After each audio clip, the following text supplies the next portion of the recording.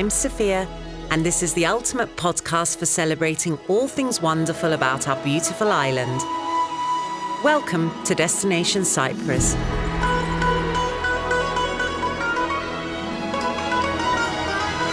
Hi everybody, welcome back to Destination Cyprus, a podcast that celebrates all things wonderful about our beautiful island. In the studio with us today is someone who was instrumental in establishing a sport in Cyprus, putting us on the map, and he's now bringing it to the city. Andrew Darko, welcome. Hi, thank you. Thank you. Nice to be here. Thank you very much for joining us. We are, of course, talking about golf. Of course. I had to check whether I was allowed to call it a sport. It's whether a sport. It was a sport or a game. Definitely a sport. And I actually cannot think of anybody else who I would turn to for any golf-related question in Cyprus. And I think the same applies for anybody. So we can call you an ambassador and a bit of a guru. We like to talk to gurus at Destination Cyprus. If you don't mind, I just want to quickly run through a quick outline of what brought you here, but then you're going to have to fill in the details for me, because you started in Chesham and from Chesham you went to London and then Abu Dhabi and then Cyprus, but you've now been here for over 20 years. I know, scary. You might like it a little bit then. It's okay. It's okay. But what I loved about your bio is that in Chesham, I can see that there was maths, English and sports on the go. And I loved this comment here that you represented the school in every sport except cricket. Shame on you. But from there, you went straight into senior coaching at Cranfield Golf Academy. Yeah. Which I, again, with limited knowledge of the sport, didn't realise that you're not just either training golf professionals or amateurs. You were actually doing other things as well. There's a lot of events organising there. You were involved in promotional and marketing activities from the very beginning. But from Cranfield Golf Academy, you then went on to Abu Dhabi as a director of coaching. Yeah. And then lo and behold, Cyprus embraced you as first the operations manager at Aphrodite Hills Golf Resort and then the director of golf. So from that, an interesting journey, I'm sure you will tell us. You are now back at Limassol Greens, which is a new golf resort in the city of Limassol by the Lanidis Group. Yeah. So way too much for me to cover on my own. Please tell us what brought you to Cyprus and where this love for golf began. Okay. Let's start with the simple things. Yes. Where the love for golf started. Do you know what? As a kid back in the UK, I used to watch golf on television when it was on the BBC at the time. And I'd sit there for hours watching golf. And I did this probably from the age of 7, 8 until I was about 15. Never playing golf. But every time golf was on TV, I would watch it. I'd be obsessed and spend hours watching the game. But without playing it. Anything particular? I'm not too sure if it was the fashion, if it was the beautiful checks and diamond sweaters that they used to wear and the big flare trousers. It's just something that hooked me. Wow. Sort of a one person out there. It's not a team sport. It's an individual sport, and so much could happen over a short space of time. Now, and a lot of people think golf is boring. Okay, far from it. If you love the game, if you work in the game, it is a really interesting sport.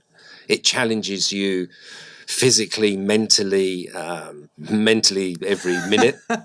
You've tried a little bit of golf, so you know what it's like hitting a good shot. We'll get to that in a second, but I bought my golf clubs because I thought it was time I took them out for a stroll. I like the setup in the studio. Very nice. But then what I did at 15 is a friend at Chesham, at the school, said, well, come and play golf with us. Yeah, sure, I'd love to. And basically, I went to play golf with a friend. I'll drop his name. It's a guy called Kevin Bateman. And he comes out and visits us now. So 40 years later, we still keep in touch, and he's been over to Cyprus and played golf and visited. He took us to the local course, which was a course called Cheshuman Layhill Golf Course, a little 9-hole golf course. Went out and played, loved it. Summer holidays, played golf every single day, happened to get quite good at it. Got to the age of 18, university, and I did a summer job at a golf club close by, close to home at the time, and started to. I just got involved with the business and started to work. And then instead of going, mum and dad killed me for this, but instead of going to university, I decided to go and do my golf management or my golf diploma with the PGA, the Professional Golfers Association. So from the age of 18, I was involved in the sport as a professional. By the time I was, 22, it's a 3-4 year course. I qualified as a PGA pro and have, that's it, worked in the industry ever since. And like you say, it's the journey to Cyprus is pretty much what you said. It was sort of coaching in the UK and making golf accessible to the local community and of all generations. From coaching in the UK in London, moved across to Abu Dhabi, set up the coaching in Abu Dhabi, which was very unique. Spent nearly 4 years in Abu Dhabi as director of coaching, and then got a call from a company that was looking after the project at Aphrodite Hills, which was again a Lanitis project. Come over, we'd be interested, and I started there 2003, coaching in the beginning. So I was sort of the head pro. And 21 years later, I did not expect to be here 21 years. Okay. Do not be offended, whoever's listening or any locals. I had no intention of staying 21 years. 4 to 5 year plan. Loved the venue. It's a great venue, great golf course, lovely facility, great people that we worked with. And through that 21 years, I started as head pro, and then I worked in the operation. Then I became director of golf, and then as the resort grew, we introduced other sports, and then I became director of golf and head of sports. So until, 5-6 weeks ago, I was working there as director of golf and head of sport. Great journey, loved it. Loved every minute. Brilliant. Were you ready to leave? Or I suppose there's always sadness, but there's,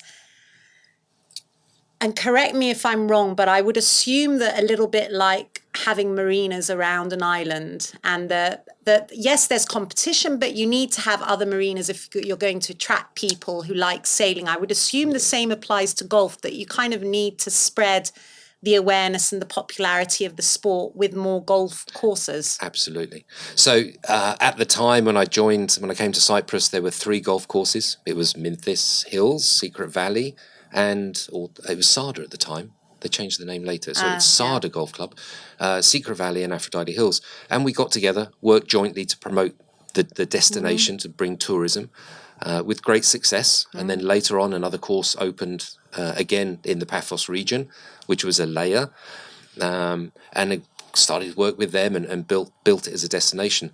But as a destination, I think you're right. The more golf courses, the stronger the destination. The easier it is to pass that message and really boost the message to the golfing community. 4 golf courses is okay.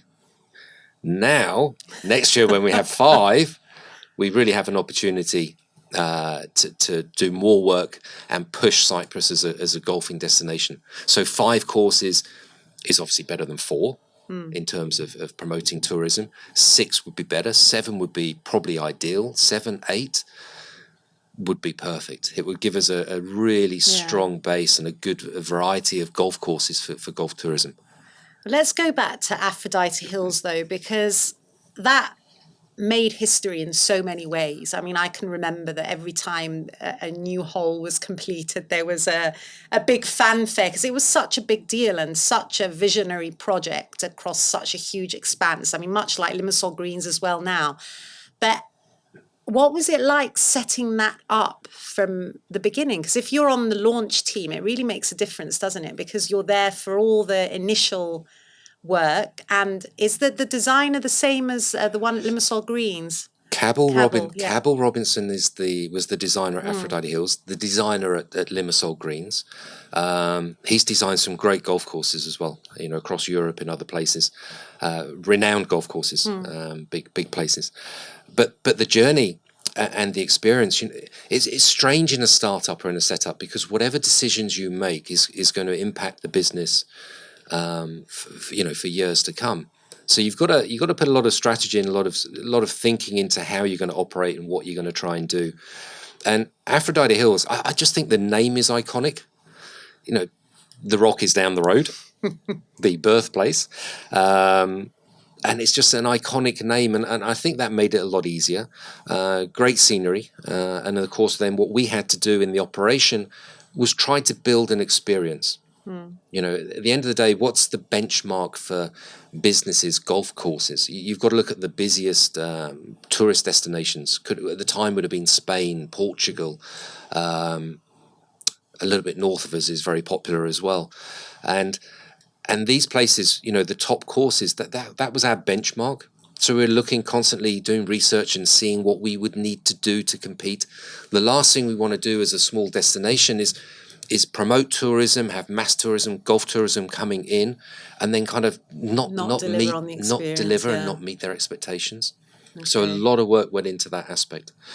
And the funny thing is that the people that we employed, we had a lot of local staff, local hire from the community.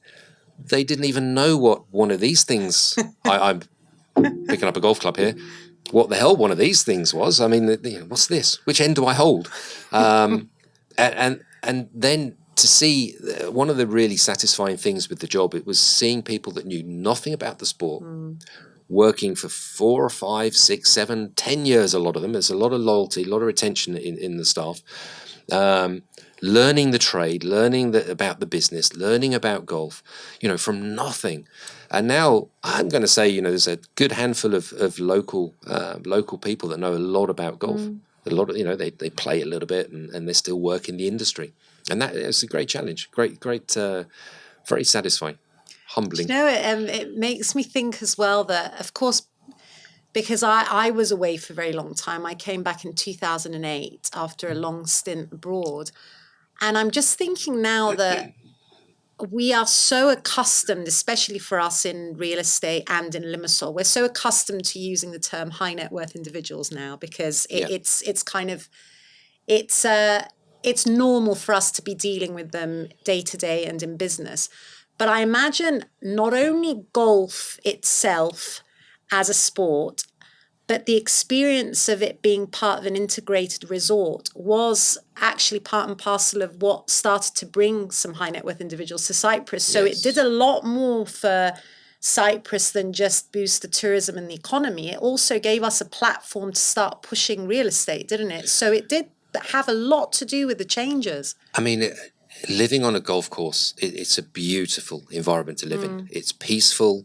The wildlife, if you visit the courses that are operating now, there's a lot of wildlife, and we work a lot. We work with an organisation called the GEO, Golf Environmental Organisation, and we work closely on environment sustainability. But living on a resort, it's. I mean, we're in the middle of the city here, and took me 10 minutes to get here, and down the road at Limassol Greens, you're going to be lakes, trees, lost in nature. Yeah, and it's almost like you walk into a different world. And living on that resort and living on resorts definitely pulls in, like you say, high net worth individuals. But this game itself is not always, for the wealthy. Well, no, and that's what I love about Limassol Greens, and that's what I'm excited about, because I might actually take up golf again now that it's coming closer to me. But that's one of the things that I have also found fascinating over the years, because when I was in London, my flatmate, who works at Sky Sports, he was a golf fanatic, and he was in his 30s at the time. And what is it about the image of the sport? Is it that back in the day, 20, 30 years ago, that because you had to be rather affluent to afford it, it tended to attract older clientele? What is it Please explain it to me that gives people this impression, because it's such a shame.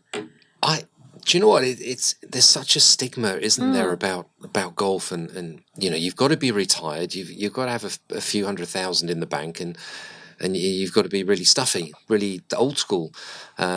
Drink your whiskey and what 10 o'clock in the morning, or your G&Ts. But I don't. Do you know what? I when I started playing golf in Chesham Malay Hill, the membership fee as a junior was £32 a year. I think it was something ridiculous, Wow. really cheap, and it was a 9-hole course. No snobbery in the place. It was really relaxed, really keen to support the juniors, and the adults would come and play with us, or come and have a game with us, and okay, and we would, but there are clubs. The other club I was a member at the UK was particularly stuffy club, and you to turn up on the first tee and you hear someone shout from the clubhouse, "Boy, it's like, get off the first tee. I'm playing next." That kind of old school attitude. Yeah. But what my aim is here, I mean, talk about generations, we've got to make this game a sport for all generations. And that's something that, having a resort on the edge of a city, that's something that excited me about actually moving to where I am now, is that we can build a business and build the sport for the community, because there's a bigger community close by, build it for all generations. And when we're looking at certain things that will attract other generations and keep people interested, and get them playing and work with the community. So it's not going to be, Limassol Greens on the edge of the city is not going to be purely about tourism. There's going to be a large part of it that's going to be about community and developing future really golfers. Exciting, because it's just a case of adjusting perceptions and expectations, because there's a difference between etiquette and atmosphere. I mean, you can have etiquette in certain sports, like that you're not going to walk onto a tennis court and be rowdy and irritate the people playing next to you. Yeah. So similarly, yes, there are some things about golf that are quite old school, but that's part of the charm, I think. That's one of the nice things, that you go there and it's peaceful, it's quiet. You need to concentrate, don't you? You really need to concentrate. But it is social. It's also very relaxing. You get to walk a lot. Relaxing. Well, if you're not playing properly, like people like me. And the whole buggy thing, and the way they're mapped out. And I just think there's so much about it that could be interesting for people who perhaps have never been around a golf course and don't understand. So, yeah, definitely you've got a lot of challenges, but I think it's a very exciting time for you. Absolutely. You said something earlier. You said that golf is a sport, which is often a debated topic. Is it a sport? Isn't it a sport? It's just a bit of a stroll in the green. That's what people think.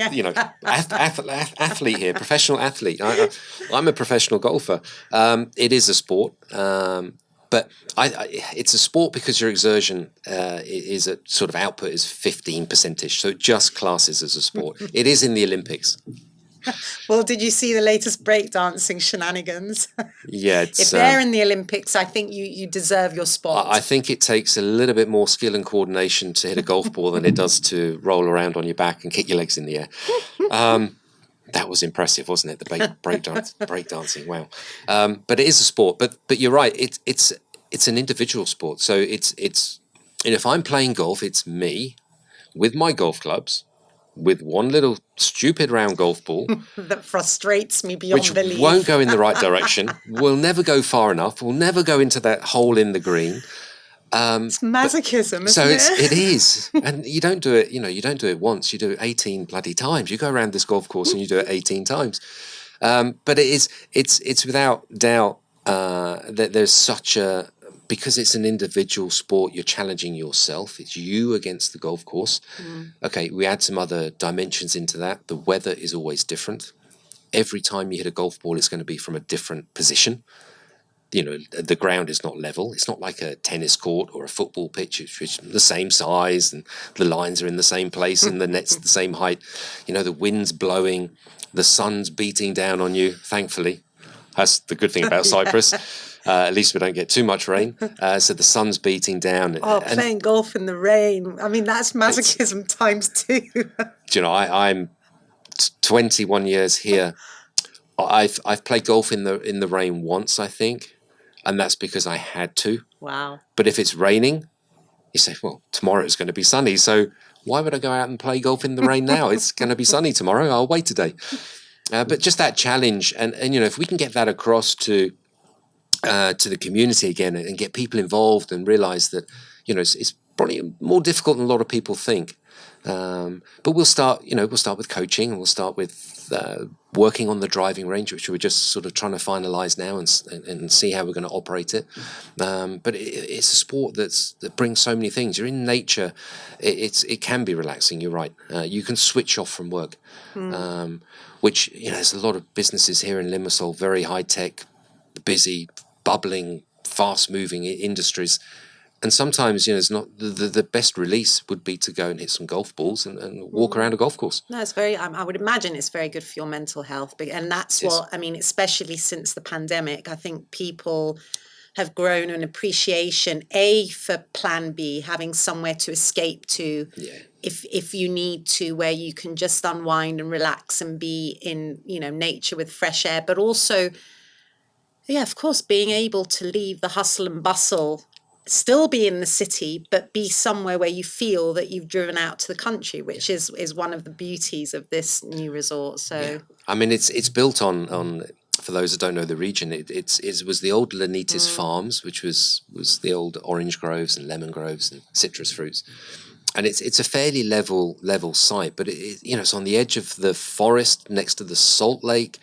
You stand on the site and you look inland, and you're looking up at the mountains. I mean, it's very unique. You're not far from Ladies Mile and an integrated casino resort, should you choose to visit. There's a super yacht marina down the road. I like the versatility and the options that, yes, if you want to stay cocooned in the golf resort, you can absolutely shut everything else out. But if you want to leave, it's convenient. Everything is convenient. I mean, the mall is a couple of minutes next door, and you know, get anything. The casino resort is there. Should you, should you wish to do that? Marina's beautiful. Great choice of restaurants. So everything's on the doorstep. It's fantastic. Can see me now ticking along, thinking, should I ask this, or am I going to embarrass myself completely? Can you explain handicaps to me, please? What is why? What is this number? What does it mean? And why is it that the higher it is, is it the higher it is, the better it is? Or lower the lower it is, the better you are. I don't have one, obviously. Okay. Handicaps. How long have we got? I'll give you 5 minutes on handicaps, just to educate people a little bit. So there's levels. There's something to aspire to when you start playing golf, isn't there? Okay, let me start with let's equate it to tennis. Okay, I used to play a bit of tennis, but I'm not very good. I had some friends that were, well, actually 2 friends were tennis coaches. Could we play tennis together? Not a chance. I couldn't. No, not a chance. Couldn't even have a rally with the guys. You know, they were too good. So if you're playing tennis, it's like saying, okay, we'll have a game of tennis, but I'm better than you.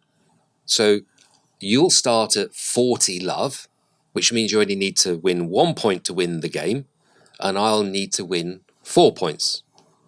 So what it does... Okay, I've lost Sophie already. No, you haven't lost me. I'm just thinking, why would anybody let you do that? Okay, because then what's happening is you're equaling out the abilities. So there's a leveler in the terms of ability. So what a golf handicap is exactly that. It measures your ability, and basically you get a number based on your ability, and your ability is how many times you hit this golf ball around the golf course. Right, yeah, I'd forgotten about that. So you hit the golf ball around the golf course, and you count how many times you do it, and then that basically gives you a measure of your ability.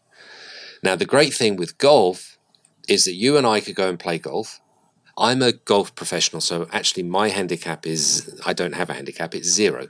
Look at you showing off. So you would say, be able to play against me in a game of golf, and I would give you a handicap of 36. I'd give you a 36 shot head start. Is that all? You want more? Well, Really? But you've had that's golf pretty lessons. good. No, I can't. So we give you that head start, and then we'd go and play the game of golf, and at the end we'd add up our scores. Your score might be, I'll keep it simple. I say my score was 100, and your score was 135. Okay, my score's lower than yours, but take off your 36 handicap off your 135, you. you beat me. Wow. So it's one of those games that you can actually play against professionals, against players of all abilities, and the handicap levels the game out. So you can play against anybody, and you're effectively playing the same course on the same day at the same time, Interesting. Okay. but your abilities measured by handicap. I was only asking for the audience, not for me. Obviously, I knew all of that. You knew everything. And right? how? So, what about obviously the golf courses we've mentioned today are 18-hole championship golf courses. Does that make a difference if you're playing 9 holes, 18, or you're still just gathering points? It's the same system. Same system over 9 holes or 18 holes. I should know why it's 18 holes. Why when is you it say, 18, I don't know. I was Andrew? going to say, don't ask me why is golf played over 18 holes, because I can't actually remember. I've read it It's all right, somewhere. we can Google it when we finish. We'll Google it. Okay. Yeah. But yeah, so the handicap can work over 9 holes, 18 holes. It can work over tournaments, championships that run over 4 days, 18 holes per day, and each day your handicap would be. So yeah, it's just a leveler, so everyone can play against anyone. And before I move on to you, because I'm quite interested in hearing about your journey in Cyprus, last question about golf.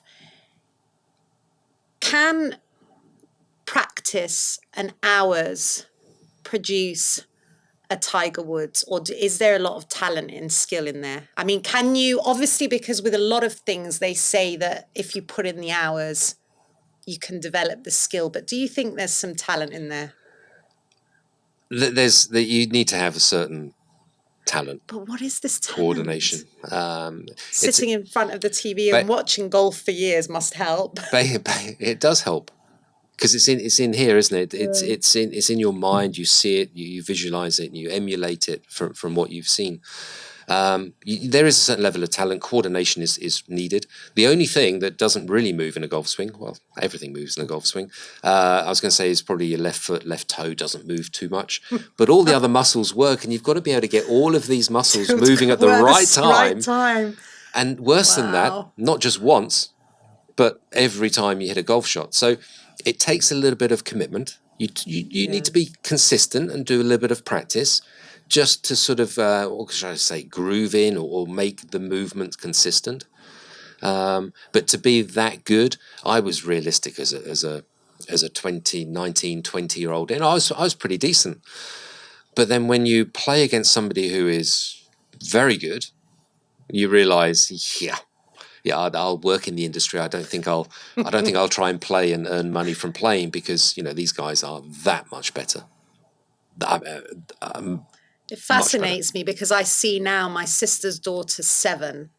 Yeah. And I see now parents, they're at that stage where they're trying to decide, does my child have a natural talent in something so that I can push them? This is the age where they're deciding, okay, I'm going to drop ballet and focus on tennis because she's been told by her coach that she's got a talent. Yeah. And I'm trying to understand how much of that you should hold on to as a child, because when you make a decision that you're going to commit, and I grew up playing tennis at the same club as Marcos Bardadis, and I had a lot of friends who were obviously gifted, and they push themselves and they commit to it for life, and it's a huge commitment to make. And I'm just curious, could anybody make that commitment and make it work, or do you have to first acknowledge that somebody has identified you as a talent? You need the talent first. You do need it, don't you? Yeah, definitely. You need the talent first.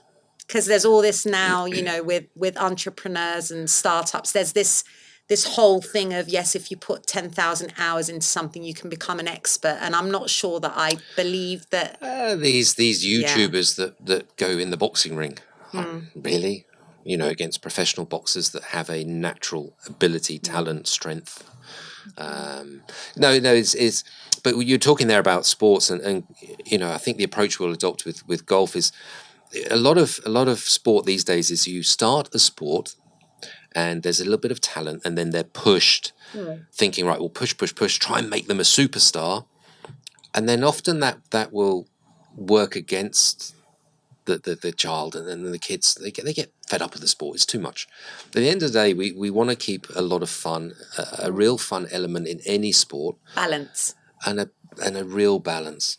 And I think in a lot of academies, there's a lot of that balance is lost. It's too much towards, you know, success and becoming that superstar, rather than, hey, you know, guys, people play golf for fun. Have fun. We're Well, not- because there is that danger then that if it's too demanding of you, then when something else comes along that takes up some of your time, it's all or nothing. So I have to quit. So it's nice to be able Yeah. to do that as well.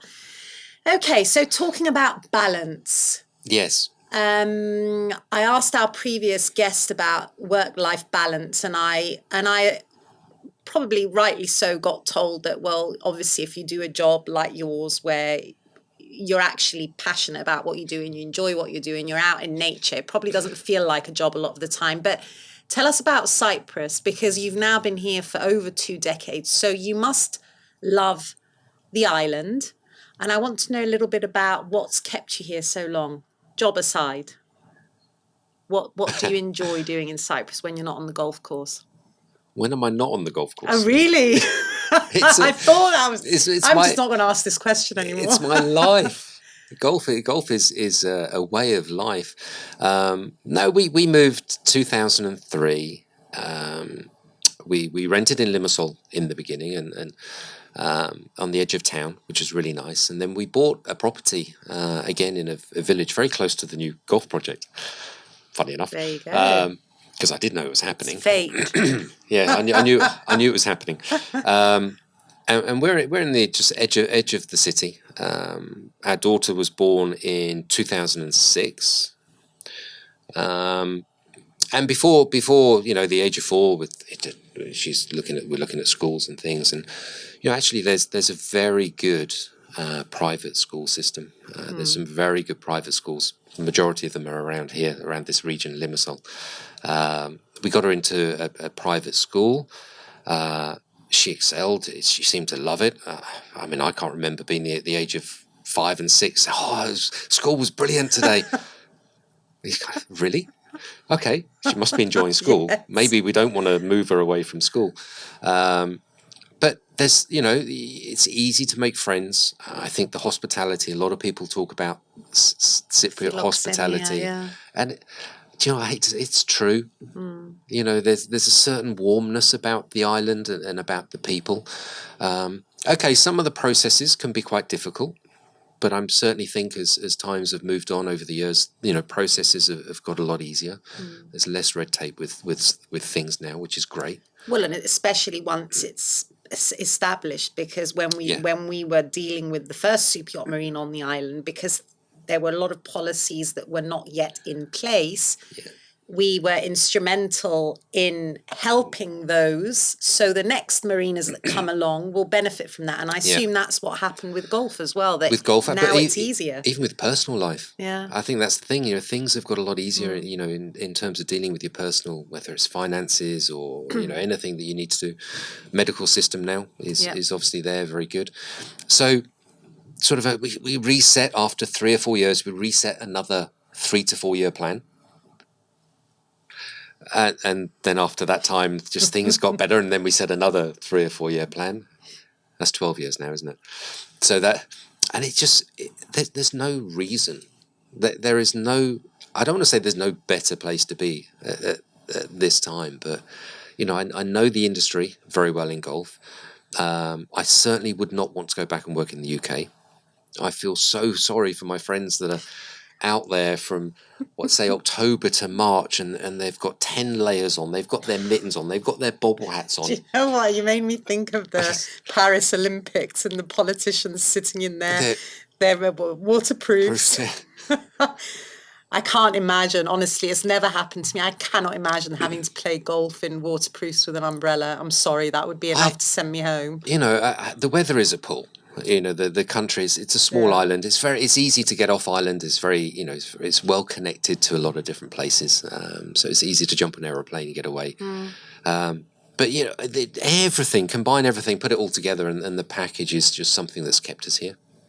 It's simple as that. There you go. You're an ambassador for the island, not just for golf, but also tell me about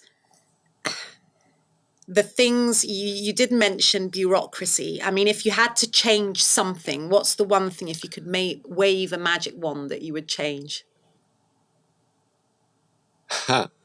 You get one. Do you know what? I'd get all the drivers on the road to use the bloody indicators. They don't use their you want them indicators. to thank you when you let them pass through? Oh, that's two things. But you said one. Things. So do I want them to use the traffic indicators when they're turning around corners, or say thank you when you let them out? Indicators. What would I change? No, that's good. That's fine. You don't have to find another one. No, I know. It's fantastic that you're that happy and fulfilled here. I think that's brilliant, because you're a very good example of what we're trying so hard to convey to people, that we don't have the best of everything, but it's a very good package. It's a very good lifestyle. Yeah. No, definitely. I mean, I can't complain. I know a lot of people that have moved to the golf resorts, you know, bought on the golf resorts, and they're the same. Yeah, there's little things that, you know, people don't indicate. People don't say thank you when you let them out in the car. But apart from that, you know, there might be little things, but the overall package, there are so many good things. And I think it's too easy these days to look at the bad things.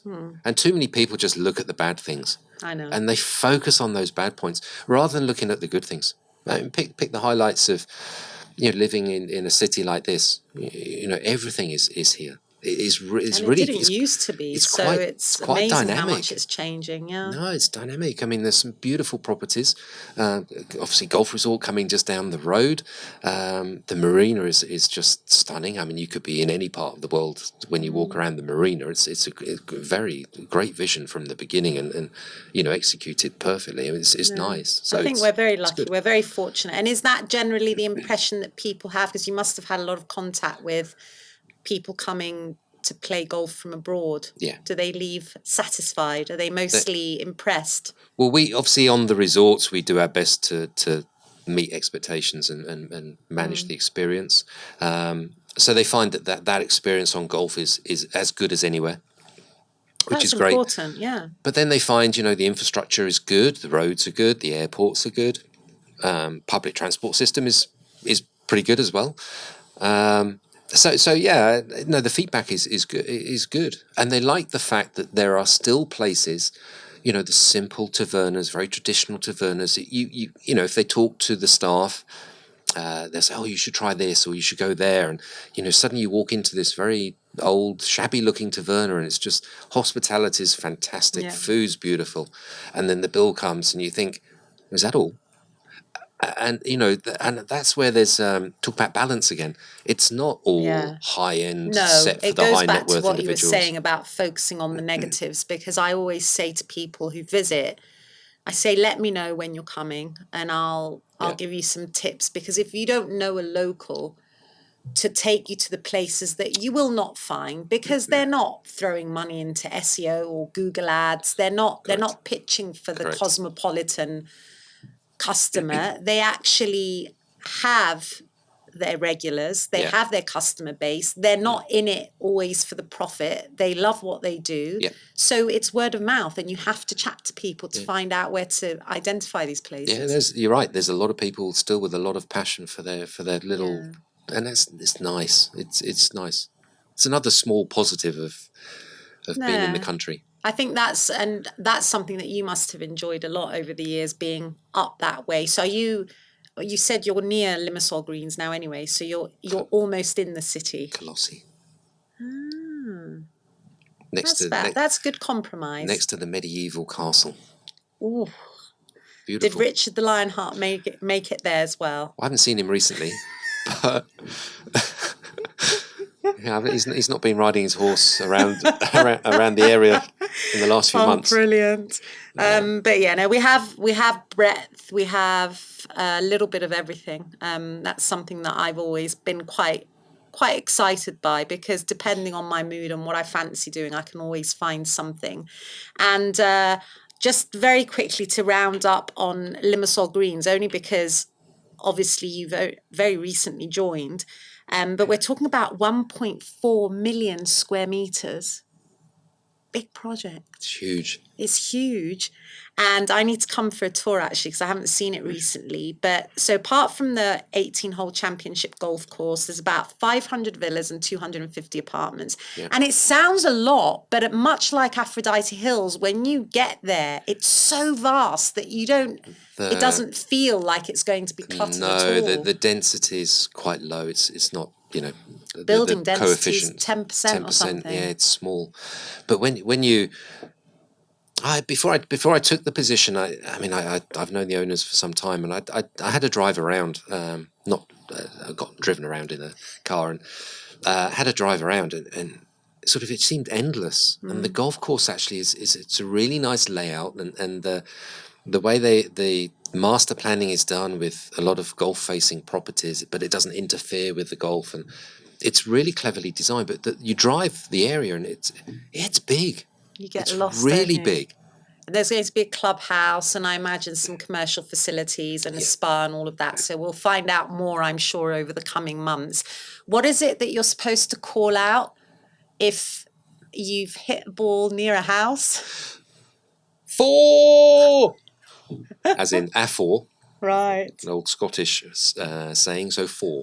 And it's not usually golf players buying these properties, or not traditionally. It's not always, is it? People just enjoy being in that setting. I think it's just the setting. I mean, from what I've... it's a smaller percentage of golfers that are buying. It's very small. Think you might move? Actually, you shouldn't move. You should have some time away from work, some well-deserved time away No offence, from work. I love golf and I love where I'm working, but I don't want to live there. No, I need to drive away from the resort. I don't think you should. But I genuinely, I'm looking forward to finding out more about the club and the memberships. It is something that I am going to start again. I keep saying that the only thing I'm any good at is teeing off, because I don't have to control the distance. It doesn't matter where the ball goes. There's just an element of freedom to it. You just give it a good whack. Swoosh and off it goes. Ordini, as we say in Cyprus. Okay. But yeah, it's I'd love to try playing again. When is it ready, the golf course? The golf course itself will be September 25. Oh, that's not far at all. Oh, it's a lot of show you some pictures at the end. There's a lot of greenery on there. Surprising. Fantastic. And I would really like to open the range a little bit sooner. So the driving range where you'd practice the swing and perhaps have coaching and lessons, I'd love to open that a little bit earlier. Maybe beginning of June 25. Everyone on the project's now going, oh my God, what's he saying? Yeah. June, really? No, it's impossible. Remind me, is there like a halfway house or something usually on courses? Is there, because it feels quite flat, Limassol Greens. Aphrodite Hills, there's that brilliant zigzag with the buggy, that terrifying zigzag with the buggy. But I mean, is there a sort of something built into the design so that there's some fun to be had halfway through? Do you know what I'm trying to ask? Is there a bar? Can you have a drink halfway around? Is there a bar in the golf course? There will be a drink for you halfway round. There will be a halfway house. And the halfway house is going to be very close to the driving range. So you can practice and get a drink. At the same time. Yeah, and then when you go get halfway round, you can also get a drink. So you can practice and have a drink before you start. Halfway round, have another drink. That's You've got to incentivise. And then when you finish, you're back into the clubhouse, which is huge. It's going to be beautiful, with terraces and bar and obviously retail facility and stuff like that. So, yeah, so there's plenty of opportunity for you, Sophia, to have a drink. I'm very excited. A new mission, even though you said it's only 15% exertion, which means I have to find another sport for the other 85%. Otherwise, I won't be very healthy, will I? No, you could play twice a day. Would that count as 30%? Well, I mean, distance-wise, I could, you see. Yeah, there you because it's go. close by. Yeah, absolutely. Definitely makes a difference. Okay, so I think what would really top things off now is to get your 3 favourite words for how you would describe Cyprus to somebody who asked you, if you were limited, because I'm collecting these from every guest. I just want the 3 words, and golf can't be one of them. Oh, come on. 3. Oh, goodness. What it means to you. I'm going to be really cheeky and say the word balance. Life in perfect balance. Life in perfect balance. That's So true, though. do you know what it is? Isn't it just? Because It is. that's what brought most of us back. A lot of people left and worked and lived abroad for years, and we all came back precisely for the balance. I'm going to also, which may sound strange, but I'm going to say nature. Okay. But that's probably my word, because I'm work in an environment where I'm surrounded by nature every day. Yeah, but it's available, you see. So it's a matter of choices, of course. There's a lot of nature to be had if one chooses to. Yeah. Zivenir. That's a first. A first. Love that. Is that your favourite then? It's quite nice after early in the morning after a night out before. After a round of golf. Yeah, just works, doesn't it? Need to now explain to everybody what Zivenir is for the people that... Please don't put me on the spot, because I couldn't explain it if I tried. But it's pure. It's just alcohol, isn't it? Well, it's fairly strong. 40 to 60% or something. Yeah. A lot of it homegrown. Some of the homemade stuff's beautiful. You go to a small taverna up in the mountains and they produce this little bottle of Zivenir and unlabelled. I must try it, actually. My family made this. Yeah. Lovely. So there's little things like that, tradition and history. It's fantastic. Andrew, thank you very much. You're welcome. I consider myself very fortunate to be part of the Lanidis group, and I know that you've enjoyed your time with the group and you're back again, still in the family. And I'm excited because, for precisely the reasons that we've outlined today, that the sport is finally going to get the kudos and the platform that it deserves. I cannot tell you how many times people looked at me as if I, was growing horns out of my head because I said I'm waking up to drive to Aphrodite Hills for a golf lesson. What a beautiful start to a Saturday morning, though. Instead of waking up with a groggy hangover at 11 in the morning, I was up at 5, driving out of the sunrise towards Aphrodite Hills for precisely that, for nature, for quiet. And so much quiet. It just feels really peaceful, and it's a lovely thing to do. And there's a sense of community. And we're very lucky to have you on board. So thank you very much for our chat.